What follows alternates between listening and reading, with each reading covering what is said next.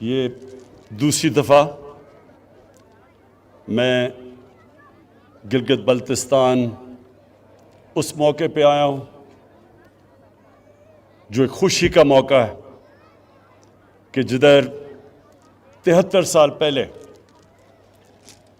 यहाँ के गिलगित स्काउट्स ने अपनी जान की कुर्बानी दे के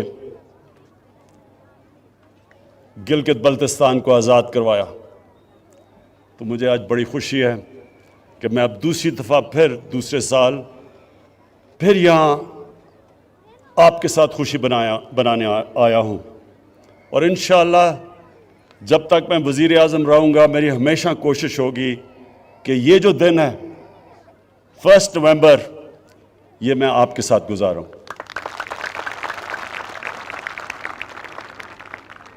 मैं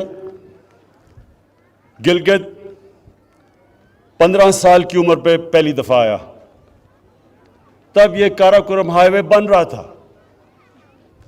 मैं अपने स्कूल की ट्रैकिंग टीम के साथ आया और वो जो 15 साल से मुझे ट्रैकिंग का शौक़ हुआ वो आज तक है। और वो इसलिए कि इस सारे इलाके में जो ट्रैकिंग है वो दुनिया में कहीं नहीं है।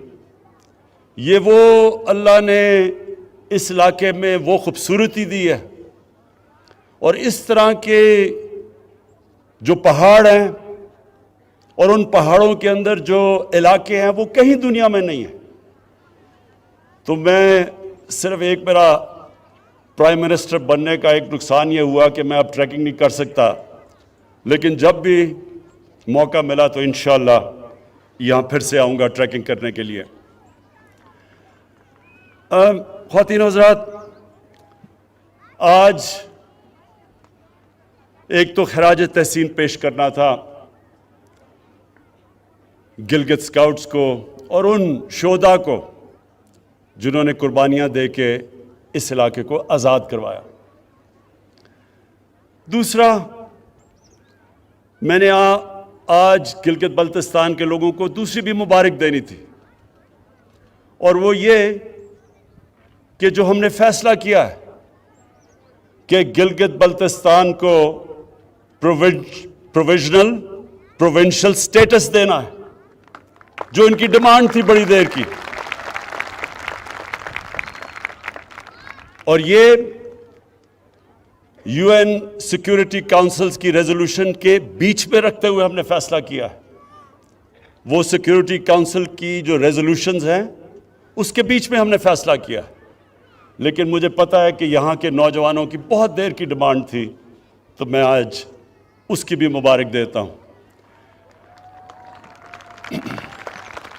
अब जहाँ तक पैकेज की बात की और डेवलपमेंट की, वो मैं आज बात इसलिए नहीं कर सकता क्योंकि इलेक्शंस के दिन है, लेकिन मैं सिर्फ ये कहता हूँ कि हमारी गवर्नमेंट की पॉलिसी, ख़ास तौर पे हमारी गवर्नमेंट की पॉलिसी ये है कि अपने कमज़ोर तबके को उठाया जाए, जो हमारे गरीब हैं, जो पीछे रह गए हैं, जो 25% पाकिस्तानी गुर्बत की लकीर से नीचे हैं। सबसे बड़ी प्रायोरिटी है कि उनको हम कैसे ऊपर लेके आएं। और दूसरी, जो पाकिस्तान के इलाके पीछे रह गए, जिस तरह गिलगित बल्तिस्तान पीछे रह गया है, और उसकी बहुत बड़ी वजह यह थी कि यह कट ऑफ था। जब तक कि काराकोरम हाईवे नहीं बना, इधर शायद ही कोई आता था और डेवलपमेंट की चांस नहीं थी, तो इसलिए यह पीछे रह गया है। लेकिन हमारा कबायली इलाका भी पीछे रह गया है, बलूचिस्तान भी पीछे रह गया है, सारे जो मगरबी डिस्ट्रिक्ट्स हैं पंजाब के अंदरून सिंध वो पीछे रह गए हैं। तो हमारी पूरी कोशिश है कि सारे इलाके उनको उठाया जाए और जो फिर से मैंने कहा, जो हमारा कमज़ोर तबका, जो गरीब लोग, जो इस वक्त 2 वक्त की रोटी सही तरह नहीं खा सकते, उनको ऊपर उठाया जाए। तो इंशाअल्लाह आने वाले दिनों में आप देखते रहेंगे कि हम जिस तरफ जा रहे हैं, हमारी जो सारा डेवलपमेंट का प्रोग्राम है वो जाएगा ही उस तरफ, उन इलाकों में जो पीछे रह गए। मैं, क्योंकि आज मेरे फौजी भी सामने खड़े हैं, जवान सामने खड़े हैं, मैं सारी अपनी कौम को अहमियत बताना चाहता हूं कि कितना ज़रूरी है एक मजबूत फौज की, एक मजबूत फौज का होना पाकिस्तान के लिए। ये मैं अपनी सारी कौम को भी बताना चाहता हूं। आज अब सारी मुसलमान दुनिया में देखें, शुरू करें लिबिया से, फिर सोमालिया पे जाएं, फिर सीरिया जाएं, फिर यमन जाएं, फिर अफगानिस्तान को देखें, फिर इराक को देखें, तबाही मची हुई है। या जंगें हो चुकी हैं या हो रही हैं, लेकिन अवाम मुश्किल में है, मुश्किलों का सामना कर रहे हैं लोग। और उसके बाद ये देखें कि हमारे मुल्क का जो इस वक्त हमसाया है, हिंदुस्तान में आज वो हुकूमत आई है जो पिछले 73 साल में सबसे ज्यादा इंतहा पसंद, मुसलमानों से और पाकिस्तान से नफरत करने वाली, जो वो हिंदुस्तान में मुसलमानों से कर रहे हैं, जो दो उन्होंने कानून बनाए, सिटीजनशिप लॉ और एक और रजिस्ट्रेशन लॉ, ये है ही मुसलमानों की तरफ कि उनको एक बराबर का शहरी हिंदुस्तान में ना समझा जाए। और जो उन्होंने कश्मीर में किया 5 अगस्त 2019 को, किसी हिंदुस्तान की हुकूमत ने वो नहीं किया कश्मीर के लोगों से, जो इस इंतहा पसंद, रेसिस्ट, टोटलिटेरियन, जो रेशल सुप्रीमेसी में बिलीव करती है, बाकी इंसानों को बराबर नहीं समझती, हिंदुत्वता का जो नारा लेके आई है, उन्होंने जो कश्मीरियों पर जुल्म किया, कभी इस तरह का जुल्म पहले नहीं हुआ। तो उस तनाजुर में देखना चाहिए कि कितनी ज़रूरत है आज हमें एक मजबूत पाकिस्तान की फौज की और सिक्योरिटी फोर्सेस की। कोई हफ्ता नहीं गुजरता जब हमारे सिक्योरिटी फोर्सेस अपनी जान की कुर्बानियां नहीं देते।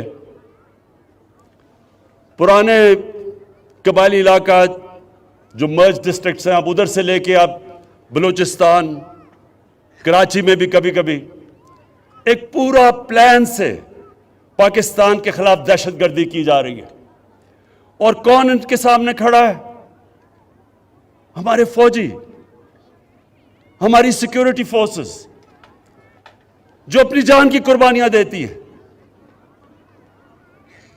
और हम वो खुशकिस्मत मुल्क हैं कि जो पिछले 15 साल में जिस तरह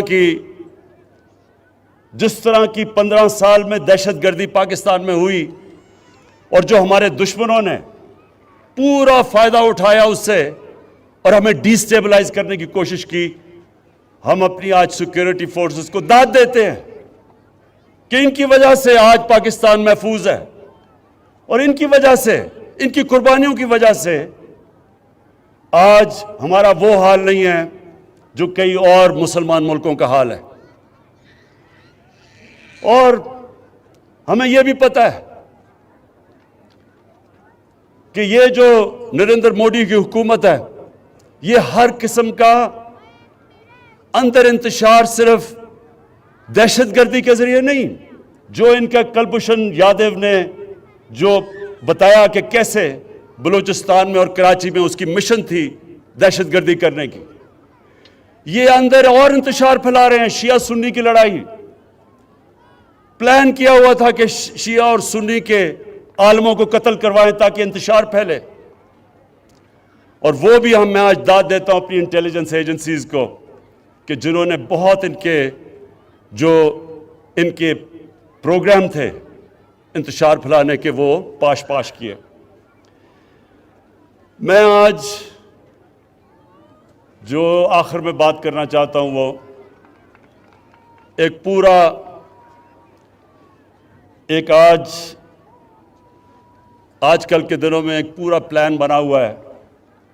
हमारे वो लोग जो कि अपने आप को डेमोक्रेट्स कहते हैं, सियासतदान कहते हैं, वो पूरी तरह आज हमारी पाकिस्तानी फ़ौज के ऊपर और पाकिस्तान की अदलिया के ऊपर उन्होंने पूरा डिस्क्रेडिट करने का उनको प्रोग्राम बनाया। लेकिन ये क्यों है?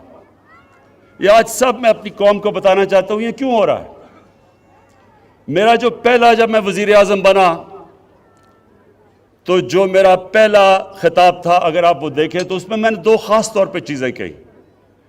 मैंने ये कहा कि जिन लोगों ने 30 साल से इस मुल्क को लूटा, 30 साल से इस मुल्क का पैसा चोरी कर करके बाहर लेके गए हैं, ये सब इकट्ठे हो जाएंगे।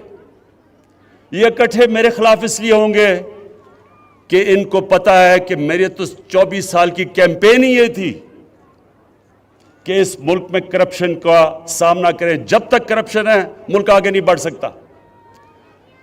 और मैंने कहा ये सब इकट्ठे होंगे। और मैंने दूसरी बात कही कि जिस चीज में पाकिस्तान का फायदा है उस चीज में इनका नुकसान है, और जिस चीज में इनका फायदा है वो पाकिस्तान को नुकसान है। ये चाहते हैं कि इनकी सारी करप्शन जो इन्होंने इस मुल्क का पैसा लूट के बाहर लेके गए हैं, ये चाहते हैं कि किसी ना किसी तरह मुझे ब्लैकमेल करें और मैं इनको एनआरओ दे दूं, यानी कि इनको माफ कर दूं जो इन्होंने इस मुल्क का पैसा चुराया। पाकिस्तान का फायदा एक चीज में है कि यहां कानून की बालादस्ती कायम हो, ताकतवर और कमजोर के लिए कानून बने। ये नहीं कि सिर्फ बेचारे वो लोग जो मजबूरी में चोरी करते हैं वो जेलों में जाएं और बड़े बड़े डाकू उनको एनआरओ मिल जाए और वो दंदराते फिरें और वो बार बार आके फिर मुल्क को लूटें। कानून की बालादस्ती का मतलब कि ताकतवर और कमजोर के लिए एक कानून। अगर ताकतवर चोरी करता है तो उसी तरह उसको उस तरह एहतसाब हो जो आम आदमी का होता है। तो ये मैंने कहा कि इनका जो इंटरेस्ट है वो पाकिस्तान के इंटरेस्ट के खिलाफ है, और ये आज साबित हो रहा है। सब इकट्ठे भी हो गए हैं और पूरी तरह ब्लैकमेल। पहले इन्होंने मुझे ब्लैकमेल करने की कोशिश की, माशियत पे, इलेक्शन जी गलत हो गया, हमने कहा खोल दो इलेक्शन, उधर से भी भाग गए। माशियत, अल्लाह का शुक्र है कि एक वो मुल्क के छोड़ के गए थे जिसका दिवालिया निकला हुआ था, अल्लाह का करम है कि वो भी सही तरफ लग गया है। उसके बाद कोरोना के ऊपर उन्होंने कोशिश की। आज दुनिया एक्नॉलेज करती है कि जिस तरह पाकिस्तान कोरोना से निकला है शायद ही कोई और मुल्क निकला हो। फिर फैटफ के ऊपर जो हिंदुस्तान पूरी कोशिश कर रहा था कि पाकिस्तान को फैटफ में ब्लैकलिस्ट करवाएं, उस पर ब्लैकमेल करने की कोशिश की, उसमें भी मैं ब्लैकमेल नहीं हुआ। तो अब इन्होंने पाकिस्तानी फौज की तरफ, पाकिस्तान के आर्मी चीफ, आईएसआई के चीफ के ऊपर अब इन्होंने बंदूकें तानी हुई हैं। पहले तो मैं आज अल्लाह का ख़ास शुक्र अदा करता हूं कि अगर ये आईएसआई के चीफ को और आर्मी चीफ के खिलाफ बात कर रहे हैं, इसका मतलब मैंने बिल्कुल ठीक इनको मुंतखब किया। ये मेरी सिलेक्शन बिल्कुल ठीक थी, क्योंकि अगर ये डाकू उनके खिलाफ बोल रहे हैं इसका मतलब वो ठीक लोग हैं।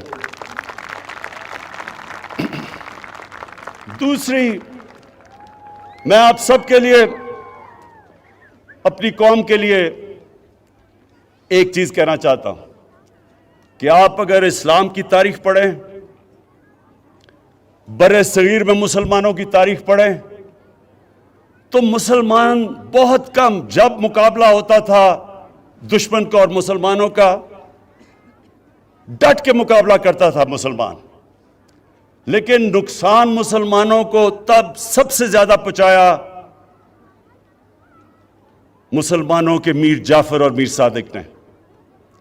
ये वो गद्दार थे जो अंदर से साजिश करके मुसलमानों को, इन्होंने उन कौमों को गुलाम बना दिया सिर्फ जाती फायदों के लिए। कुरान शरीफ में मुनाफिक का दर्जा काफिर से नीचे रखा हुआ है, क्योंकि वो आपका बनने की कोशिश करता है, वो अंदर से जड़ें काट देता है। जंगे खंदक में जब नबी सल्लल्लाहु अलैहि वसल्लम मक्का के कुफार का मुकाबला कर रहे थे तो उतना ही बड़ा जितना कुफार की फौज थी, अंदर मुनाफिकीन से खतरा था, और इसलिए अल्लाह ने कहा था कि इनका दर्जा काफिर से नीचे है, ये ज्यादा नुकसान पहुंचाते हैं। और आज हम पाकिस्तान के मीर जाफर, मीर सादिक और मीर रियाज सादिकों को देख रहे हैं। ये वो लोग हैं, ये वो लोग हैं जो आज नरेंद्र मोदी की जुबान बोल रहे हैं। दुनिया ने कहा कि जिस तरह पाकिस्तान ने पुलवामा के बाद अपने आप को कंडक्ट किया, मुझे सारे दुनिया के हेड्स ऑफ स्टेट के मुबारकी के मैसेजेस आए, और ये आज कह रहा है कि जनाब पाकिस्तान ने डर के किया, जो कि नरेंद्र मोदी ने सारी इलेक्शन कैंपेन की थी उस पर। और सारा मकसद, इनका मकसद है क्या? सारा मकसद एक है कि किसी ना किसी तरह इमरान खान ब्लैकमेल होके इनकी अरबों रुपए की लूटी हुई दौलत जो बाहर लेके गए हैं, वो किसी तरह उसके लिए एनआरओ दे दे, माफ कर दे। मैं आज अपनी सारी कौम को कहना चाहता हूं कि इमरान खान कभी इन डाकुओं को माफ नहीं करेगा, बल्कि जिस तरह इन्होंने हमारी अदलिया को अटैक किया, अदलिया के अंदर भी कोशिश कर रहे हैं कि एक जज को ऊपर चढ़ा दें। जब इनको माफ किया गया हुदैबा पेपर मिल में सुप्रीम कोर्ट ने, तो तब अदलिया ठीक थी, लेकिन जब इनके खिलाफ 5 मेंबर बेंच का फैसला आता है जो आज बाहर भागा हुआ है, उसके ऊपर मनी लॉन्ड्रिंग का फैसला आता है, तो तब अदलिया बुरी है। उसी तरह जो फौज के ऊपर प्रेशर डाला हुआ है, ये सिर्फ और सिर्फ कोशिश है कि किसी तरह हम इतने प्रेशर में आए कि हम इनको माफ कर दें। अब तक मेरा पूरा जोर था पाकिस्तान की माशियत ठीक करने का, क्योंकि हमारे मुल्क की माशियत का बहुत बुरा हाल था। माशियत के ऊपर अभी भी मैं जोर लगाऊंगा। ये मैं आप सबको कह दूं कि अभी भी इंशाल्लाह माशियत पे जोर लगा रहे हैं, क्योंकि वो अल्लाह का करम है, सही तरफ निकल गई है। लेकिन अब मैं कानून की बालादस्ती के ऊपर उतना ही जोर लगाऊंगा।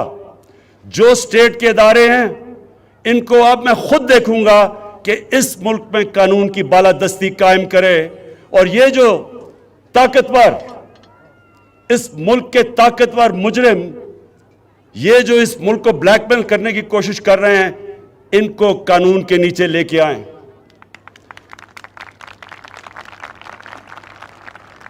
और इंशाअल्लाह आने वाले दिनों में आप देखेंगे कि किसकी टांगे कांपती हैं और किसके माथे पे पसीना आता है। ये सारी कौम देखेगी। शुक्रिया। और हाँ, बेल आइकन पर क्लिक करना ना भूलना, ताकि नोटिफिकेशन आप तक बर वक्त पहुंच सके। Thank you.